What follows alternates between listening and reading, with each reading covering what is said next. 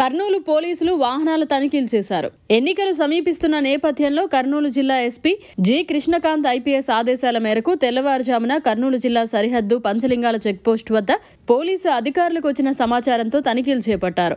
హైదరాబాద్ నుండి బెంగళూరు వెళుతున్న KSM private travels బస్సులో ప్రయాణిస్తున్న అనంత ఇంజనీరింగ్ అండ్ ఇన్ఫ్రాస్ట్రక్చర్ కంపెనీకి చెందిన జిలానీ సుమన్ అనే వ్యక్తుల నుండి ఎలాంటి ఆధారాలు లేని 60 లక్షల రూపాయల నగదును కర్నూలు తాలూకా మరియు సెబ్ పోలీసులు స్వాధీనం చేసుకున్నారు. సీజ్ చేసిన 60 లక్షల రూపాయల నగదును రెవెన్యూ అధికారుల సమక్షంలో ఆ మొత్తాన్ని స్వాధీనం చేసుకున్నారు. తదుపరి విచారణకు ఆదాయపు పన్ను శాఖ వారికి లేఖ రాశారు. ఈ తనిఖీల్లో పాల్గొన్న Kurnool taluka CI Sridhar, SEB SI Prithviraj మరియు పోలీస్ సిబ్బందిని జిల్లా ఎస్పీ కృష్ణకాంత్ ఐపీఎస్ ప్రత్యేకంగా అభినందించారు.